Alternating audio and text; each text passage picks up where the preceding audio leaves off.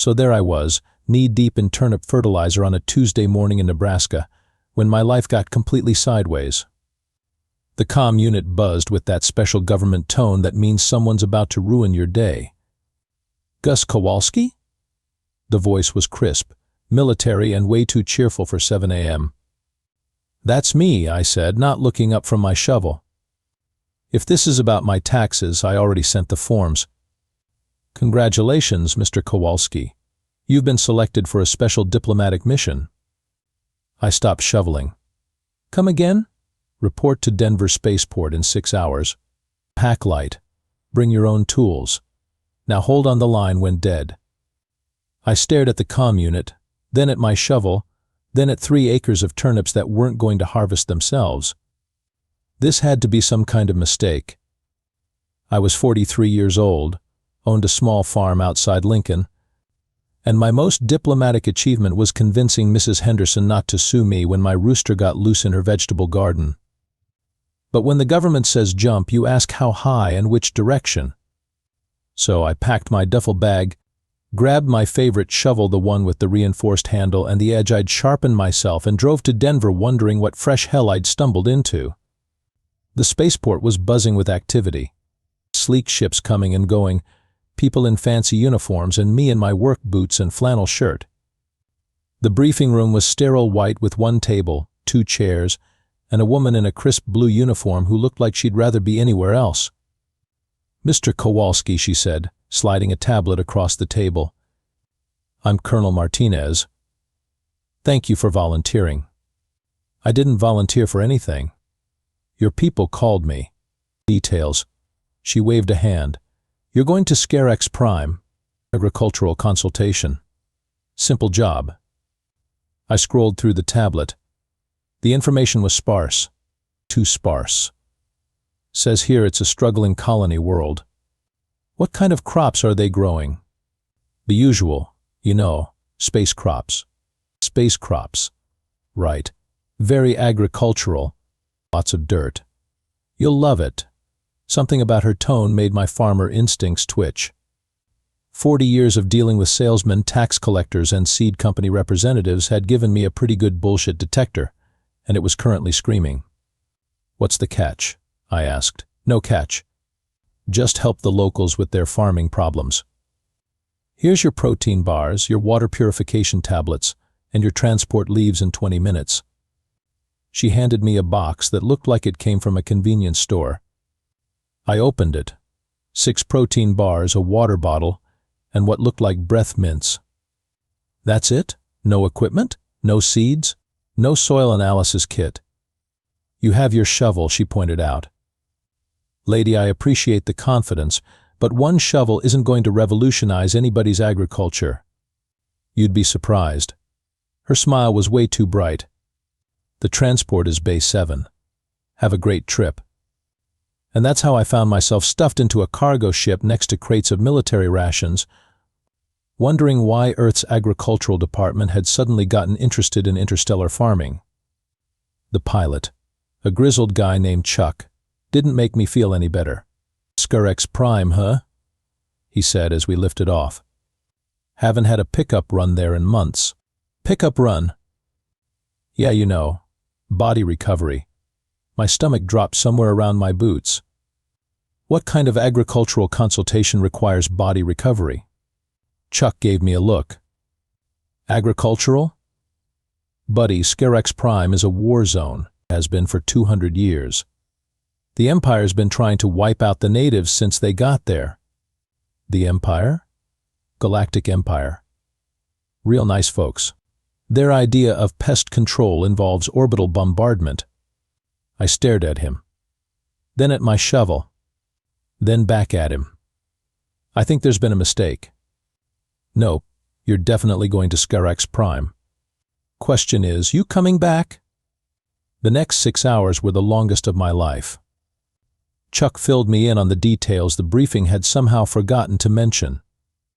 The Galactic Empire had been expanding for centuries, wiping out primitive species and taking their planets. X Prime was their latest target. The natives, called X, were 12-foot-tall carnivorous lizard people who'd been fighting a losing battle against superior technology. Oh, and apparently humans had been banned from all Imperial battlefields 3 months ago. Something about being unpredictably violent and war crimes waiting to happen. Which seemed a bit unfair, but what did I know? So why are they sending me? I asked. Chuck shrugged. Politics. Earth's got to do something to help the Scaraks, but they can't send military aid without starting a war with the Empire. So they're sending one farmer. Plausible deniability. One farmer. With a shovel. Hey, don't sell yourself short. You've also got those protein bars. We hit atmosphere over Scaraks Prime just as the sun was setting. The view through the viewport made my heart sink. This wasn't a struggling agricultural world. This was a bombed-out wasteland. Craters pocked the landscape like some giant had been playing golf with asteroids. What used to be forests were now twisted metal and ash. In the distance, I could see the glow of fires that had probably been burning for years. Welcome to paradise, Chuck said cheerfully. Landing coordinates are for the neutral zone. Good luck not getting eaten. The ship touched down in what used to be a valley. Now it was a stretch of broken ground between two ridges, with enough cover to hide a landing but not much else. Chuck didn't even shut down the engines. You sure you don't want to ride back to Earth? He asked as I grabbed my duffel bag and shovel. I looked out at the alien wasteland, then at my shovel, then back at the ship that represented my only way home. For a moment I seriously considered it. Then I thought about Mrs. Henderson's rooster and how running away from problems had never solved anything back home. Nah, I said. I came here to do a job. Your funeral, Chuck said, but he said it with respect. The ship lifted off, leaving me alone on an alien world with nothing but a shovel, 6 protein bars, and the growing certainty that I'd been royally screwed by my own government. That's when the shooting started. The first energy blast hit about 10 feet to my left, turning a chunk of rock into glass. The second one was closer. By the third one, I'd figured out this probably wasn't a welcome party. I dove behind a boulder, clutching my shovel like it was going to do me any good against whatever was shooting at me. The blasts kept coming, systematic and methodical. This professional. This wasn't some scared animal taking pot shots. Someone was trying to kill me. Well, this is just great, I muttered, peering around the rock. 5 minutes on an alien planet, and I'm already in a firefight. That's when I saw them. 3 things that looked like metal spiders the size of pickup trucks, skittering across the broken ground with their weapons charging up for another volley. Their design screamed Imperial technology, all sleek curves and intimidating efficiency. Now, I'm not a military man. Never served, never wanted to. But 40 years of farming teaches you a few things about dealing with pests, and these things were definitely pests. The question was, how do you deal with a pest that shoots back? I looked at my shovel, then at the rocky ground, then at the spiders closing in on my position. You know what? I said to nobody in particular. Screw it. I broke cover and charged the nearest spider bot, shovel raised high. It swiveled its weapons toward me, probably calculating trajectory and threat assessment and all that computer nonsense. What it didn't calculate was that I'd spent 20 years digging irrigation ditches and had arms like steel cables. My shovel hit its sensor cluster dead center. Sparks flew. The bot staggered, confused. I hit it again, this time going for what looked like a joint. More sparks. The thing started making unhappy electronic noises. That's what you get for messing with my landscaping, I grunted, bringing the shovel down on what I hoped was something important. The bot exploded. Not dramatically, more like a sneeze with sparks, but it was definitely dead. The other 2 bots had turned to face me, their weapons powering up. I was about to become space fertilizer when something roared behind me. Not a machine roar. Something organic and angry and very, very large. A shadow passed over me. I looked up to see 12 feet of armored lizard person landing between me and the bots with an impact that shook the ground. He, and it was definitely a he, judging by the impressive display of teeth and claws, was carrying what looked like a war hammer made from scrap metal and bad intentions. Foolish metal spawn. He bellowed in accented but perfectly understandable English. You dare threaten a guest of the Burning Claw clan? The bots, being machines, didn't seem impressed by the speech. They opened fire. The lizard person Scarex, I remembered, spun his hammer in a wide arc, somehow deflecting the energy blasts. Then he charged. What followed was 3 seconds of the most violent interpretive dance I'd ever seen. When the dust settled, the bots were scrap metal, and the Scarex was examining his hammer for damage. Inferior Imperial construction, he said with disgust. No craftsmanship. I stood there, shovel in hand, trying to process what had just happened. Thanks? He turned to look at me, and I got my first good look at a Scarex up close. Imagine a T-Rex that went to the gym, learned to walk upright, and developed opposable thumbs. His hide was dark green with bronze markings, scarred from countless battles. His eyes were golden and intelligent, and currently studying me with what looked like confusion. You are the human the orbital whisperer spoke of, he said. It wasn't a question. The what now? The orbital whisperers. The metal voices from the sky. They said Earth Clan would send one warrior to aid us in our struggle against the Empire spawn. I looked down at my flannel shirt and work boots, then at my shovel, then back at him. I think there's been a misunderstanding, I said. I'm not a warrior. I'm a farmer. His head tilted, like a dog hearing a strange noise. You fight the metal spawn with primitive tools. You show no fear in the face of death. You charge when others would flee. These are not the actions of a farmer. Well, actually. Meal. I am Thrake, war singer of the Burning Claw clan, keeper of the third battle verse, and slayer of the metal horde. He thumped his chest with one massive fist. What is your name, warrior farmer? Gus Kowalski. I grow turnips. Turnips, Thrake repeated, like he was tasting the word. A noble crop, no doubt, full of warrior spirit. They're vegetables. Ah, you speak in metaphor. I understand.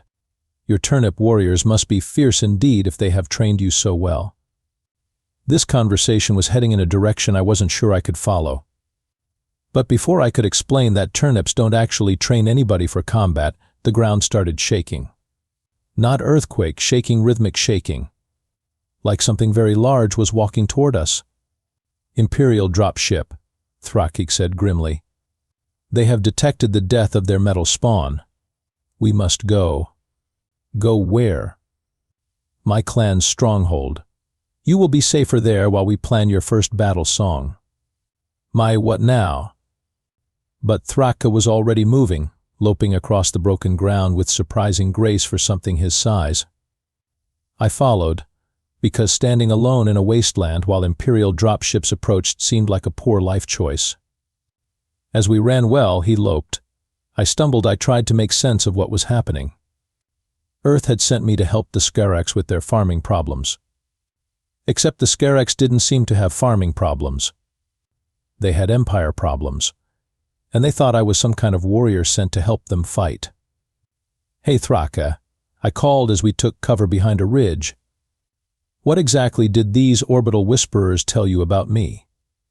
They said Earth Clan would send one of their greatest warriors to teach us human battle wisdom, he replied. A master of the ancient war tools who could turn the tide of battle through cunning and skill. I looked at my shovel again. And you think that's me? You destroyed an Imperial hunter bot with a single weapon. You showed no fear. You charged when retreat was possible. He looked at me with something like reverence. If you are not a great warrior, then humans must be truly terrifying in their multitudes. The drop ship passed overhead, searchlights sweeping the ground. We stayed hidden until it moved on, then continued toward what Thrake called his clan's stronghold. It turned out to be a network of caves and tunnels carved into a mountainside, hidden from orbital surveillance and defensible against ground assault. As we walked through tunnels lit by bioluminescent fungi, I tried to wrap my head around the situation. Earth's government had lied to me about everything. They'd sent me to a war zone, not a farming colony. They'd told the Scarex I was a warrior, not a farmer. And somehow, they expected me to make a difference in a war that had been going on for 2 centuries. "You know what?"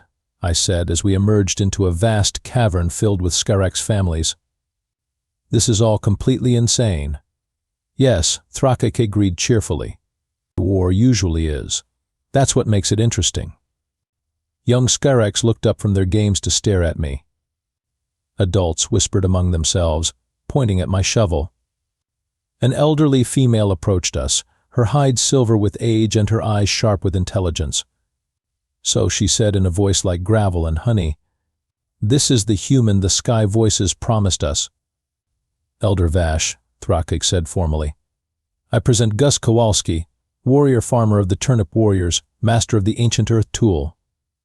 Elder Vash looked me up and down, taking in my flannel shirt, work boots, and shovel. Then she did something I didn't expect. She laughed. "Oh, this is perfect," she said, her laughter echoing off the cavern walls. "The Empire bans human warriors from the battlefield, so Earth sends us a farmer with a shovel. The irony is beautiful. You understand what's really happening?" I asked. "Meh, child. I've been fighting the Empire for 60 years. I understand political maneuvering better than you understand dirt." Her eyes twinkled with amusement. "The question is, do you?" I thought about it. Really thought about it. Earth couldn't send military aid without starting a war. But they could send one farmer on an agricultural mission. If that farmer happened to help the Scarex fight off the Empire, well, that was just an unfortunate diplomatic misunderstanding.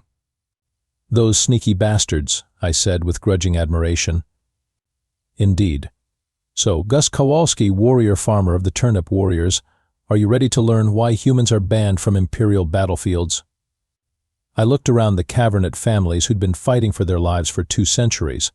At Thrake, who'd saved my life without knowing anything about me except that I was human. At Elder Vash, who saw through political games but was still willing to hope. I hefted my shovel. "You know what? Let's find out." Training with the Scarex was like trying to teach calculus to someone who thought math was a form of interpretive dance. Not because they weren't smart, they were brilliant, but because their approach to warfare was so completely different from anything I understood that we might as well have been speaking different languages. Take Thrake's morning routine. He'd wake up before dawn, climb to the highest point he could find, and spend 20 minutes reciting what he called his battle verse. It was like poetry, if poetry involved detailed descriptions of how to dismember your enemies while maintaining proper rhythm and meter. "Today I shall dance the dance of falling hammers," he chanted as the sun rose over the bombed-out landscape. "My weapon shall sing the song of sundered metal. My enemies shall learn the harmony of their own defeat." "Thrake," I said, sipping coffee from my thermos, "what does any of that actually mean?" He looked shocked. "It means I'm preparing for battle, of course." "How do human warriors prepare?" "Well, usually we check our equipment, plan our tactics, and try not to die. But where is the poetry? The spiritual preparation? The artistic expression of martial intent?" I thought about this while I watched him practice with his war hammer. Every swing was perfect, flowing into the next with a grace that would have been beautiful if it wasn't so terrifying. But it was also predictable. Artistic, sure, but predictable. "You know," I said eventually, "back home we had a problem with coyotes getting into the chicken coop." "Coyotes?" "Predators. Smart ones. They learned our patterns, figured out our defenses, and found ways around them." "How did you defeat them?" "We stopped being predictable. Set traps where they didn't expect them. Changed our routines. Made the familiar dangerous." Thrake paused mid-swing. "This is human battle wisdom?" "This is human pest control." "But honestly, what's the difference?" That afternoon I got to see Scarex tactics in action. An Imperial Patrol 3 of those spider bots and a hover tank was moving through the valley below our position. Elder Vash had decided this was a perfect opportunity for a lesson in comparative warfare. "Watch," she said, as a dozen Scurex warriors took positions along the ridge. "See how they prepare." The warriors were magnificent. They moved with perfect coordination, each taking their assigned position according to what I was learning was centuries of tactical tradition. Thrake raised his hammer and began chanting the opening verses of something called the Battle Song of the Narrow Pass. The other warriors joined in, their voices rising in harmony. It was genuinely inspiring. It was also loud enough to wake the dead and advertise their position to anyone within 5 miles. "They can hear you coming," I pointed out. "Of course," Elder Vash said. "The battle song must be heard by both friend and enemy." "It is traditional. But doesn't that give away your tactical advantage?" "What advantage? We are Scurex. We fight with honor in the open as warriors should." I watched the Imperial Patrol adjust their formation in response to the singing. The spider bots spread out to avoid concentrated fire. The hover tank moved to high ground for better targeting. They knew exactly what was coming because the Scurex had announced it in 4-part harmony. "Elder Vash," I said carefully, "how many battles have you won using traditional tactics?" She was quiet for a long moment. "We have won many glorious defeats." "Glorious defeats?" "Yes, we die with honor, our names remembered in the battle songs of future generations." "But you still die." "All warriors die, human. The question is whether they die with purpose." The battle below unfolded exactly as I expected. The Scurex charged with tremendous courage and skill. The Imperial forces, knowing exactly what to expect, cut them down with methodical efficiency. 3 warriors died. The patrol continued on its way, barely slowed. That night, while the clan mourned their dead, I sat with my shovel and thought about coyotes. "Your people are incredible warriors," I told Thrake later. "Brave, skilled, honorable. But you're fighting this war like it's a game with rules." "War has rules," he said firmly. "Without honor, victory is meaningless. The Empire doesn't seem to care about honor. The Empire are cowards who fight from the sky and send machines to do their killing." "Right. So why are you fighting them like they're honorable warriors?" Thrake's massive head tilted in confusion. "How else should we fight?" I hefted my shovel. "Want me to show you?" The next morning, instead of the traditional dawn battle song, I had Thrake help me dig a hole. Not a defensive position or a fighting pit, just a hole, about 3 feet deep and 6 feet across, right in the middle of the patrol route the Imperial forces used. "This is human battle preparation?" Thrake asked as we worked. "This is human problem solving. See, the thing about holes is that they're boring, predictable. Nobody's going to write a song about a hole. This is true, but they're also effective. A good hole in the right place at the right time can stop problems you didn't even know you had." We covered the hole with local vegetation and debris, making it look like natural terrain. Then we waited, hidden in the rocks above the trail. "What if they don't come this way?" Thrake whispered. "Then we'll dig another hole somewhere else. The beauty of holes is that you can always dig more." This seems undramatic. The best solutions usually are. The Imperial Patrol came through an hour later. Same 3 spider bots, same hover tank, same route they'd used for months. The lead spider bot hit my hole at full speed and tumbled in with a satisfying crash of twisted metal and sparking electronics. The other 2 bots stopped, confused. Their programming probably had responses for ambushes, flanking maneuvers, and frontal assaults. But a hole? Just a hole in the ground that broke their friend? That's when Thrake learned why unpredictability is a tactical advantage.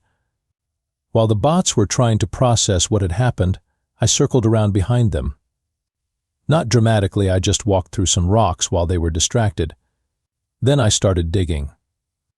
"What are you doing?" The hover tank's external speakers crackled. The crew inside was obviously confused. "Fixing your irrigation problems," I called back, throwing another shovelful of dirt. "This whole area's got terrible drainage." The spider bot swiveled toward me, weapons charging. But I was already moving, using the terrain like I'd use cover crop to protect vulnerable plants. Duck behind a rock, pop up somewhere else, keep digging. This is ridiculous, the tank commander announced. All units eliminate the human. That's when Trakuk struck. Not with a glorious charge or a battle song, but by dropping rocks on the tank from above. Big rocks. The kind that make loud crunching noises when they hit armor plating. The tank stopped moving. The spider bots, trying to track two targets doing unpredictable things, started shooting at each other. 5 minutes later, the entire patrol was scrap metal, and we hadn't followed a single rule of honorable combat. That was, Trakuk said, staring at the wreckage. Effective? I was going to say terrifying. Is this how humans always fight? Only when we're outnumbered, outgunned, and too stubborn to quit. I leaned on my shovel, which, to be fair, is most of the time. That evening, word of our victory spread through the clan. But instead of celebrating, the warriors seemed confused. Some were even angry. There was no honor in it, one of them complained. No glory. No songs will be sung. But we won, I pointed out. Did we? We destroyed some machines. We didn't prove our courage or test our strength. We just made them fall into a hole. Elder Vash watched this debate with interest. Finally, she spoke. Tell me, Gus Kowalski, she said. In your home, when coyotes threaten your livestock, do you challenge them to single combat? Of course not. I protect my animals using whatever works. And when insects attack your crops, I use pesticide, natural predators, crop rotation, whatever the situation needs. You adapt your methods to the problem. Right. Because the goal isn't to prove I'm tougher than a bug. The goal is to save the crop. She nodded slowly. And what is our goal here? The cavern fell silent. Finally, a young warrior spoke up. To survive, he said quietly. To save our people. Not to prove our courage. Our courage is already proven. We've been fighting for 2 centuries. Not to win glorious victories? What glory is there in extinction? Elder Vash looked around the circle of warriors. Then perhaps it's time to learn new songs. Songs about holes and shovels and farmers who fight like the very ground itself has turned against the enemy. Trakuk stood up, his massive form casting shadows in the firelight.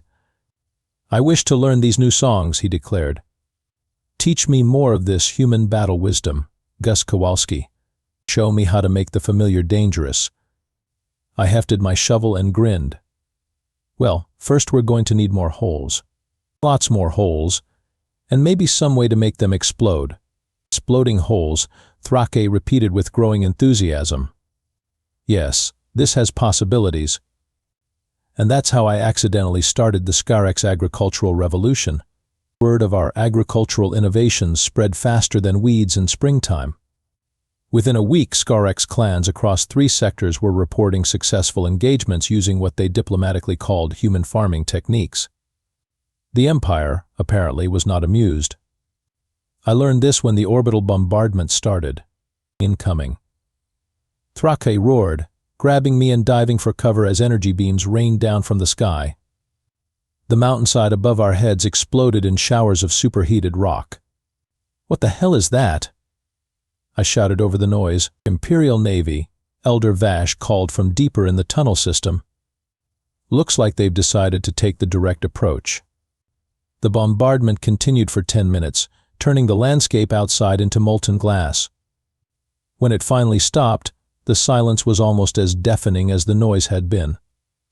Is everyone all right? I asked. Define all right, came a voice from somewhere in the rubble. Because our main entrance just became a main crater. We spent the next hour digging out trapped clan members and assessing the damage. The cave system had protected most of the population, but our ability to move freely was severely compromised. Worse, the bombardment had been surgical. They'd targeted known Scarex positions across the continent simultaneously. They're coordinating, Elder Vash said grimly as reports came in from other clans. This isn't random retaliation. Someone's planning this campaign. Someone who really doesn't like holes, I added, watching the smoke rise from what used to be our training ground. That someone, as it turned out, had a name: Imperial Commander Vextar, Supreme Admiral of the 4th Cleansing Fleet, and according to the intercepted communications we picked up, a being with very strong opinions about proper military protocol. This is intolerable, his voice crackled over the comm system. These primitives are supposed to fight with honor and die with dignity. Instead, they're using guerrilla tactics, improvised weapons, and his voice rose to an outraged squeak. Holes. They're fighting with holes. Sir, came a subordinate's voice. The indigenous forces appear to have received tactical training from an unknown source. Unknown source. It's obviously the humans. Those banned psychopaths have found a way around the treaty restrictions. I looked at Thraka.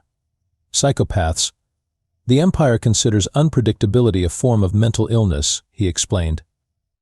They prefer their enemies to be rational and predictable. Well, that explains why they banned us from battlefields. Sir, the subordinate continued, our intelligence suggests it's only one human. A single individual. There was a long pause. Then Vextar's voice, deadly quiet. One human is causing this level of tactical disruption? According to our sources, yes, sir. The indigenous forces call him the dirt weapon wielder and consider him some sort of strategic genius. One. Human. With a shovel. Yes, sir. And he's teaching an entire species to fight like humans. It appears so, sir. Another pause. Then cancel the orbital bombardment. I want this human captured alive.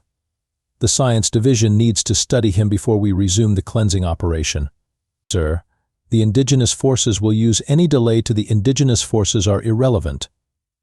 It's the human that's the problem. Capture him, study him, eliminate him, and this rebellion collapses back into its traditional patterns. Understood, sir. How many troops should we deploy? All of them. I want overwhelming force. No chances, no mistakes, no holes. The transmission cut off, leaving us in thoughtful silence. Well, I said eventually, I guess I'm famous. You're more than famous, Elder Vash said with something like awe. You've achieved something we never thought possible. What's that? You've made the Empire angry. Not contemptuous, not dismissive, angry. They see us as a threat for the first time in 2 centuries. Is that good or bad?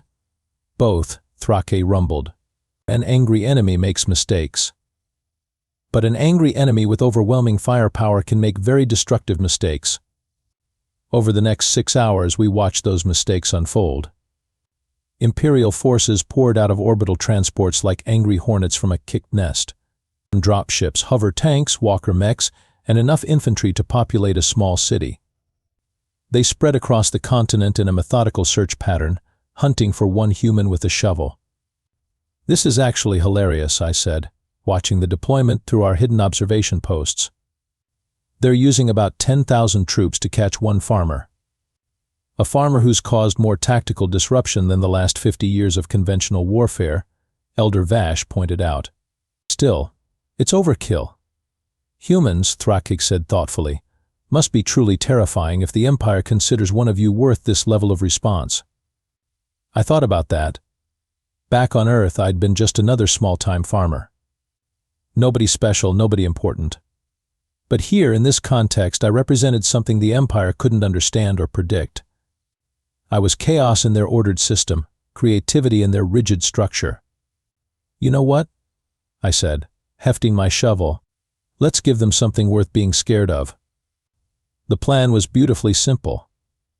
Instead of hiding from the Imperial forces, we'd use their overwhelming numbers against them. See, the thing about deploying 10,000 troops to catch one person is that you have to coordinate 10,000 troops. And coordination requires communication, supply lines, predictable patterns.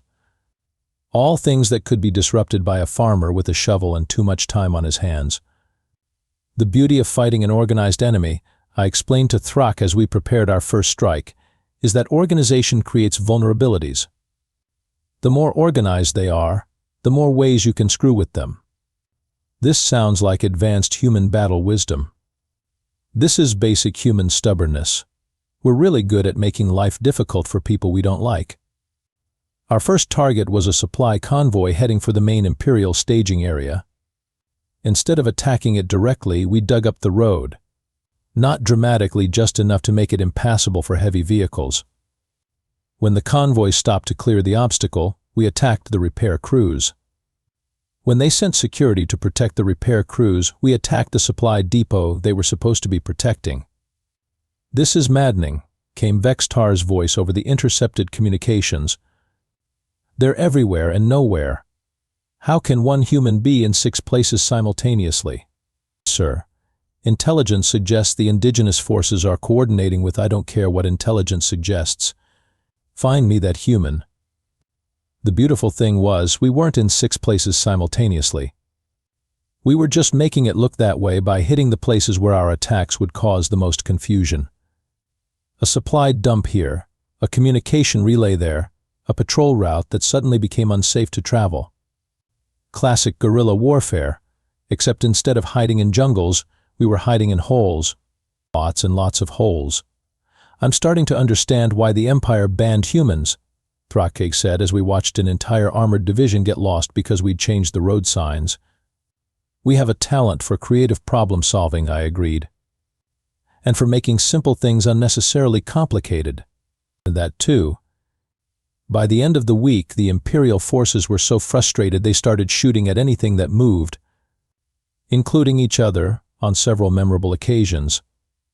Vextar's neat, organized campaign had devolved into chaos, with units spread across hundreds of square miles chasing ghosts and shadows.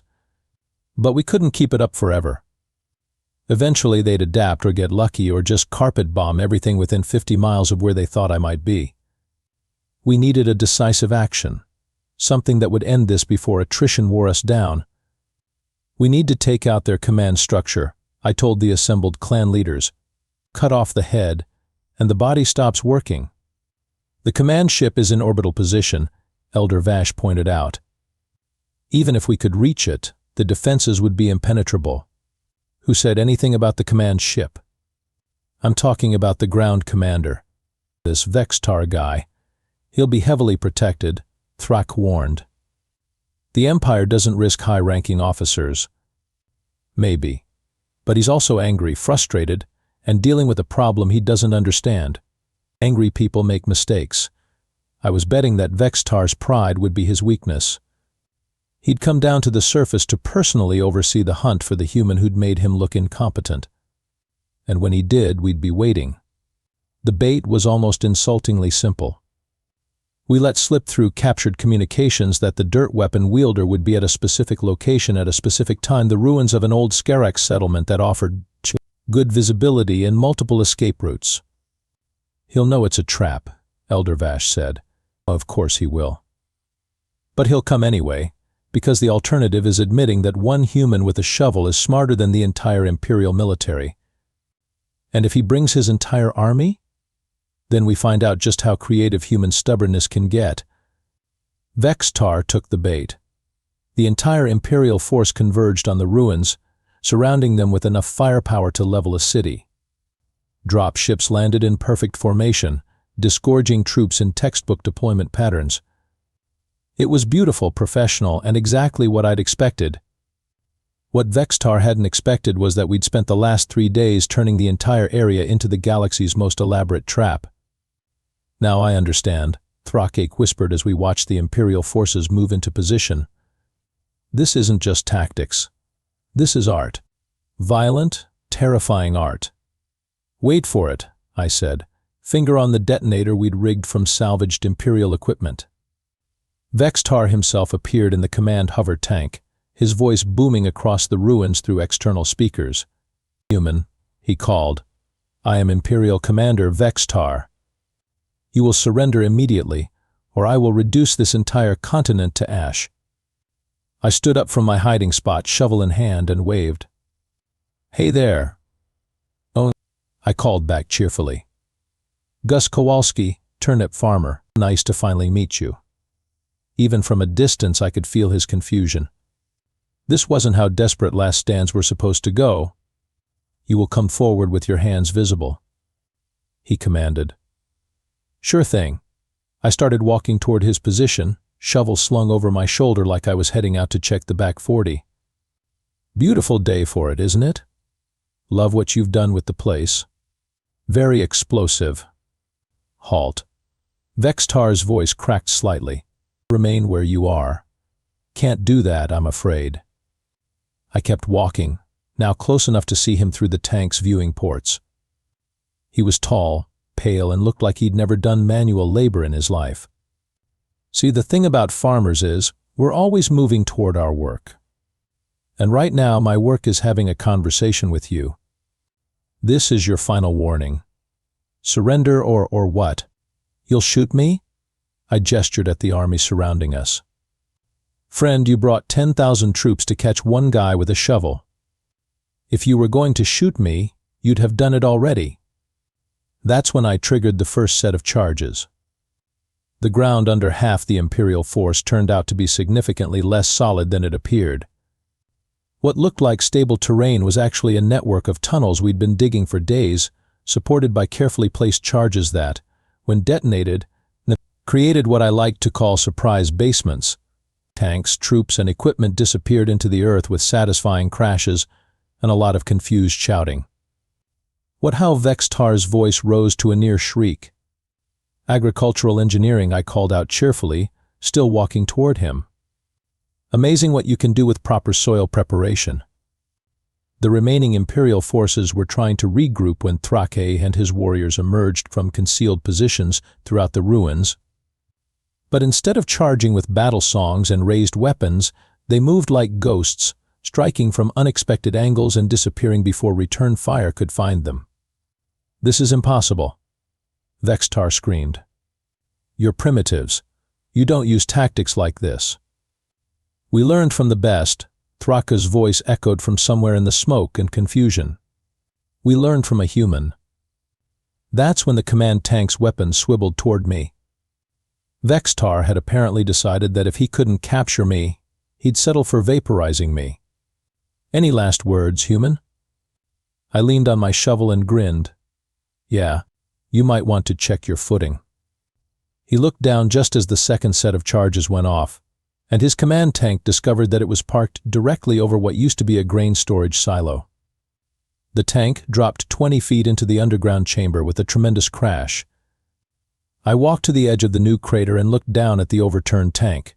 Smoke was rising from its engine compartments, and various fluids were leaking onto the ancient stone floor. You know, I called down back home, we'd call this a really expensive way to dig a root cellar. The command tank's hatch opened with a hiss of escaping atmosphere, and Commander Vextar climbed out looking like someone had put his worldview in a blender. His perfect uniform was torn, his pale skin was smudged with dirt, and his eyes held the glazed expression of a man whose reality had just been thoroughly adjusted.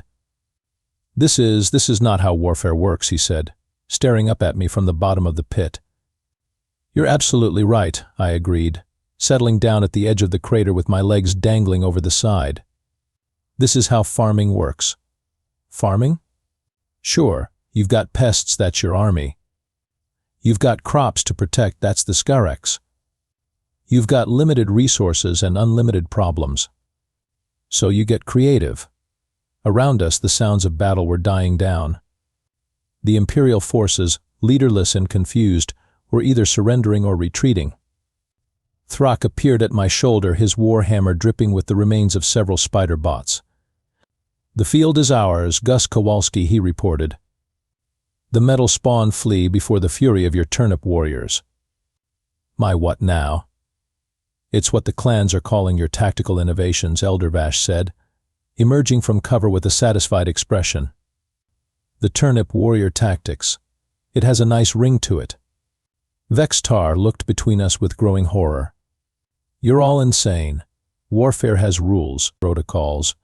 There are proper ways to conduct military operations, says the guy who just tried to use 10,000 troops to catch one farmer, I pointed out.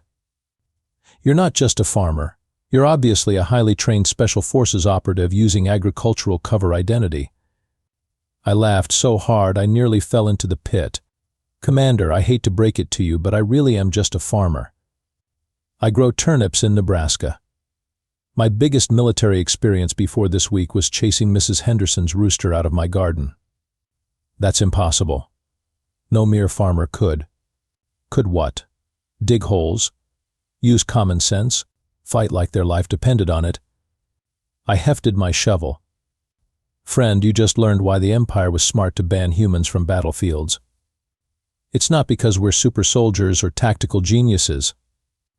It's because we're too stubborn to know when we're supposed to lose. Thrake nodded sagely. This is the human battle wisdom. Never surrender, always adapt, make the enemy's strength into weakness. And if that doesn't work, dig more holes. Dig more holes, Thrake agreed solemnly. Vextar slumped against his overturned tank. This will ruin my career. Defeated by agricultural techniques, they'll never let me live it down. Well, I said, you could always try a different approach. What do you mean? I mean, maybe instead of trying to wipe out the Scarex, you could try negotiating with them. They're reasonable people. Bit obsessed with poetry, but reasonable. The Empire doesn't negotiate with primitives. The Empire just got its ass handed to it by primitives using farming equipment. Maybe it's time to reconsider some policies. Elder Vash stepped forward. The human speaks wisdom, Imperial Commander. Your people and ours have been fighting for 2 centuries. How has that worked out for either of us? The Empire will send more fleets, Vextar said, but without much conviction. And we'll dig more holes, I replied cheerfully. Plus, now that the word's getting out about human tactical innovations, I'm betting other species are going to start getting creative too. Your nice, predictable galaxy is about to become a lot more interesting. That gave him pause. You wouldn't. Wouldn't what? Share effective pest control techniques? Friend, that's what farmers do. We see something that works, we spread it around. Thrake was grinning now, showing altogether too many teeth. Yes, the clan singers are already composing new battle verses. The Song of the Exploding Ground, the Ballad of the Turnip-Warrior, the Epic of the Dirt Tool Master. These will be sung across the galaxy. Oh God, Vextar whispered. You're going to teach everyone to fight like humans. Only if they ask nicely, I said. I'm still hoping for that negotiated settlement. The next hour was the strangest military negotiation in galactic history. We held it right there at the edge of my crater with Vextar sitting in the ruins of his command tank while representatives from dozens of Scarex clans gathered around to watch. The terms were surprisingly simple. The Empire would withdraw from Scarex Prime and recognize it as an independent world.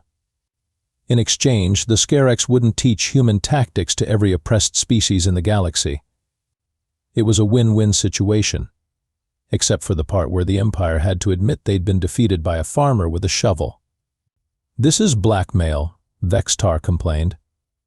This is agriculture, I corrected. You plant seeds, tend the crop, harvest the results. The seeds you planted were violence and oppression. The crop you're harvesting is a galaxy full of enemies who've learned that big armies aren't invincible. But if word of this gets out, oh, it's going to get out, Elder Vash said with obvious satisfaction. The clan singers are already spreading the tale. How one human taught the Scarex to defeat the Empire. It'll be the most popular story in the galaxy within a year. We could kill you all, Vextar said desperately. Orbital bombardment. No survivors, no witnesses. You could try, I agreed. But you'd have to explain to your superiors why you needed to glass an entire planet to deal with one farmer. And then you'd have to explain why every other oppressed species in the galaxy suddenly started digging holes and setting traps. He slumped further. You've ruined everything. The Empire was bringing order to the galaxy. It's peace through superior firepower. Peace through superior firepower only works if you actually have superior firepower, I pointed out. The moment someone figures out how to neutralize your advantage, your whole system falls apart. And humans are very good at neutralizing advantages, Thrake added helpfully. It's their specialty. The negotiations took 3 hours. In the end, Vex-Tar signed the withdrawal order using a stylus that I'm pretty sure he'd rather have used to stab me. The Imperial forces began their retreat that afternoon, loading their damaged equipment and wounded pride onto transport ships. As the last Imperial vessel disappeared into orbit, I stood on the mountainside overlooking the valley where this whole mess had started. The landscape was still scarred from centuries of warfare, but already I could see signs of recovery. Green shoots pushing through the ash, life finding a way. So, Thrake said, joining me at the overlook. What happens now?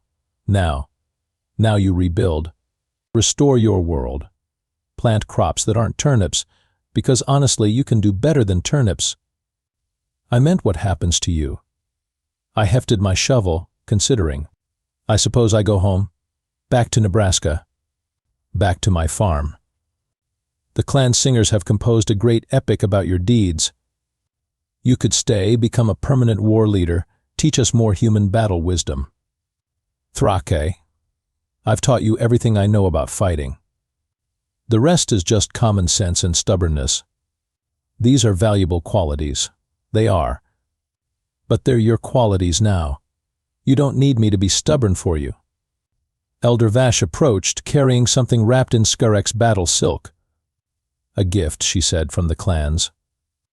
I unwrapped it carefully. Inside was a shovel, but not like any shovel I'd ever seen. The handle was carved from some kind of crystalline material that seemed to glow with its own inner light. The blade was forged from what looked like star metal, etched with Skurek's battle verses in flowing script. It's beautiful, I said, genuinely moved. But I couldn't, you could, and you will, she said firmly.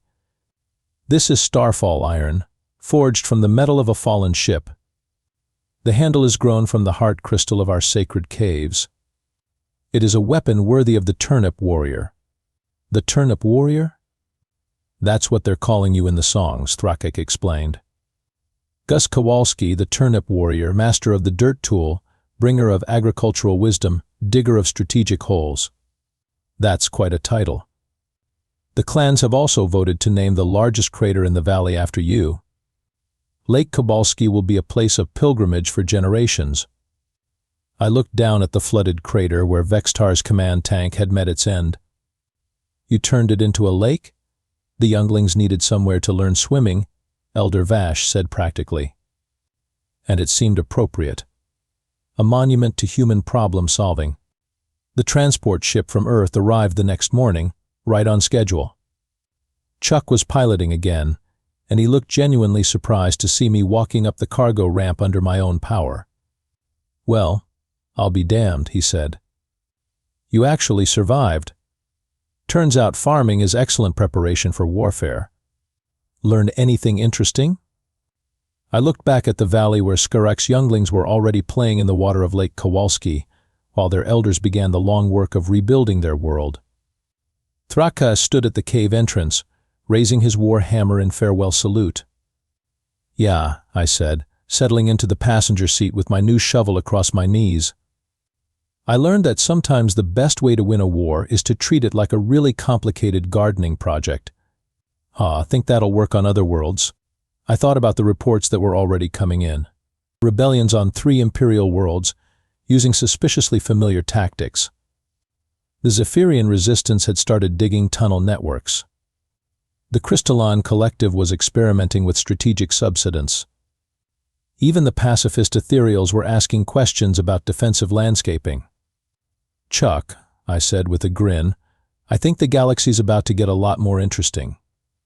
6 months later I was back in Nebraska, watching my turnips grow and trying to pretend I was the same person who'd left Earth with nothing but a shovel and a box of protein bars. It wasn't working very well. For one thing, there was the shovel. The crystalline Skurek's shovel that I definitely couldn't explain to the neighbors.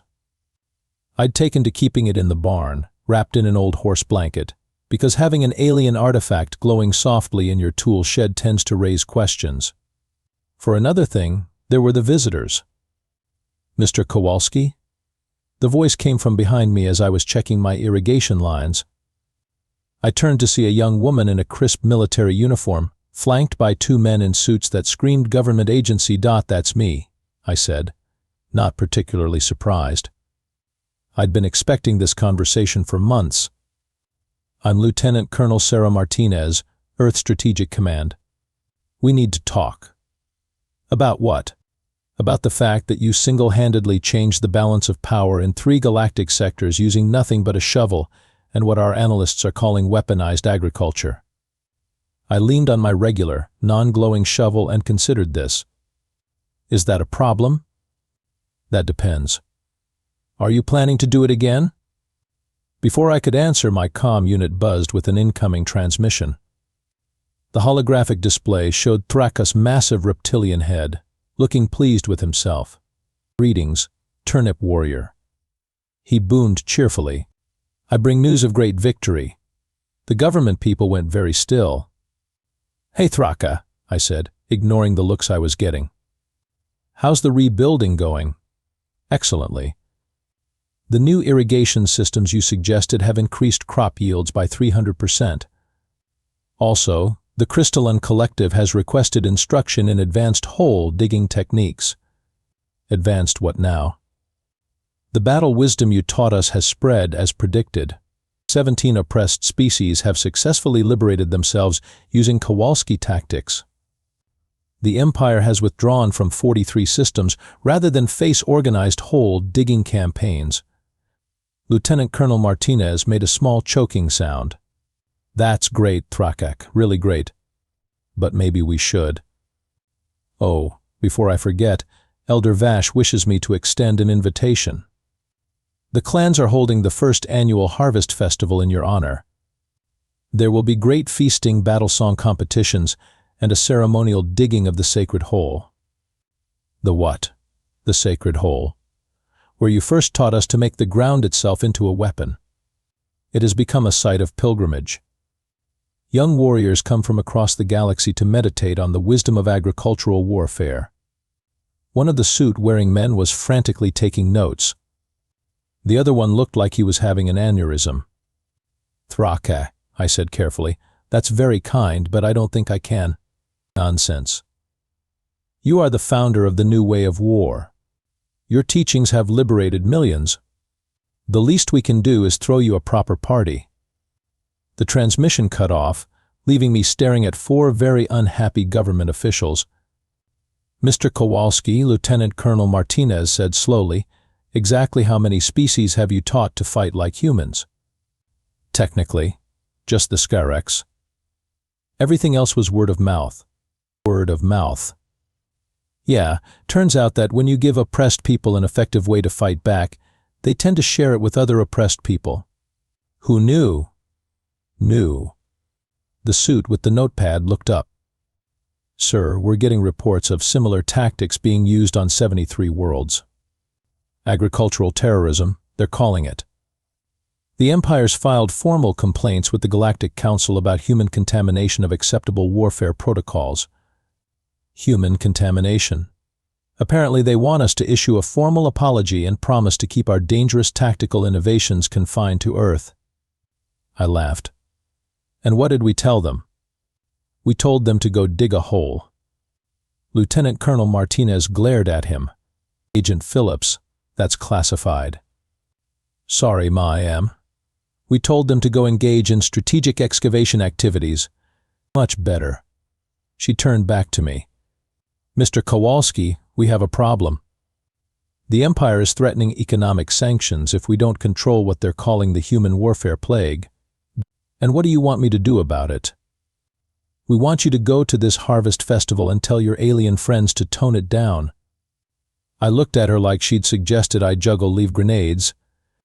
You want me to tell people fighting for their freedom to stop fighting for their freedom? We want you to tell them to fight more, traditionally. You mean less effectively. We mean less disruptively to galactic stability. I hefted my shovel, the regular one, not the glowing alien artifact, and gave her the same look I'd given tax assessors and seed salesmen for 20 years. Lady, I hate to break it to you, but I didn't teach anybody to fight. I taught them to think, to adapt, to use what they had instead of what they wished they had. If that's disruptive to galactic stability, maybe the problem isn't with my teaching. Mr. Kowalski, no. You sent me to help the Scarex with a farming problem. I helped them with a farming problem. The fact that their farming problem turned out to be getting shot at by an occupying army isn't my fault. Agent Phillips looked up from his notes. Actually, sir, reviewing the mission files, it appears that was exactly the intended outcome. Everyone stared at him. Agent Phillips, Lieutenant Colonel Martinez said dangerously, "What are you talking about?" "The original mission parameters." "Ma." Earth Command knew the Scarex were fighting a losing war against the Empire. They also knew that human tactical innovations tend to level playing fields rather dramatically. Sending Mr. Kowalski was never about agriculture. It was about giving the Scarex a fighting chance. You're saying Earth Command planned this? I'm saying Earth Command counted on Mr. Kowalski being exactly who he is. A stubborn, creative problem solver who doesn't know when to quit. I stared at them all. You sneaky bastards. You knew exactly what would happen. Lieutenant Colonel Martinez had the grace to look embarrassed. Mr. Kowalski, the Empire has been expanding for centuries. They've conquered or exterminated hundreds of species. Someone had to show the galaxy that they weren't invincible. And you picked me because I was expendable. We picked you because you were perfect. A genuine farmer with genuine skills who would genuinely help people defend themselves. If we'd sent a soldier, the Empire could have claimed military intervention. But we sent a civilian who just did what came naturally. I thought about this while I examined a particularly nice turnip. It was a good turnip. Solid, reliable, no nonsense. The kind of turnip that knew what it was and didn't pretend to be anything else. So what happens now? I asked eventually. Now? Now you go to your harvest festival and let the galaxy celebrate the fact that the age of imperial expansion is over. Every oppressed species in known space has proof that determination and creativity can beat superior firepower. And the Empire? One? The Empire is learning to negotiate instead of conquest. Funny how quickly people become reasonable when they realize their enemies might fight back effectively. My comm unit buzzed again. This time it was a three-way transmission featuring Thrake, a crystalline being that looked like living geometric art, and something that might have been a sentient gas cloud. Turnip-Warrior. Thrake boomed. I wish you to meet resonance of crystal song of the collective and whisper of wind through stars of the ethereal communion. They have come to learn the sacred art of strategic excavation. The crystalline being chimed like wind chimes in a hurricane. We are honored to meet the legendary Dirt Tool Master. Your teachings have freed our people from 3 centuries of oppression. The gas cloud pulsed with colors I didn't have names for. The communion sings praise songs for the one who taught the galaxy that weapons are not tools, but tools can be weapons. We have prepared a great celebration, Thrake continued. There will be delegates from 40 species, demonstrations of advanced hull technology, and a tournament of improvised weapon combat. Also, the younglings have composed a musical epic about your adventures. It's only 4 hours long. Lieutenant Colonel Martinez looked at me hopefully. You could tell them. I could tell them that fighting for freedom is wrong? That they should go back to being oppressed because it's more convenient for galactic politics? I shook my head. Sorry, but I've got a previous engagement. Mr. Kowalski, I'm going to a harvest festival as the guest of honor. Because apparently sometimes a farmer with a shovel can change the galaxy, and I'm curious to see what that looks like when it's not trying to kill me. I grabbed the Scarex shovel from the barn and headed for the transport that was landing in my back pasture. It was sleek, obviously alien, and playing what sounded like a marching band arrangement of Old MacDonald Had a Farm. Mr. Kowalski. Lieutenant Colonel Martinez called after me. What should we tell the Empire? I paused at the transport's boarding ramp and grinned. Tell them the same thing I told Commander Vextar. If they don't like the way we do things, they can always try a different approach. Maybe something involving negotiation instead of orbital bombardment. And if they don't, Then they can dig themselves a hole and sit in it. The transport lifted off, carrying me toward a galaxy that had learned an important lesson. Never underestimate a farmer with a shovel and nothing left to lose. Because sometimes, the best way to win a war is to treat it like what it really is, a very complicated pest control problem. And farmers, as the Empire had discovered, are very good at pest control.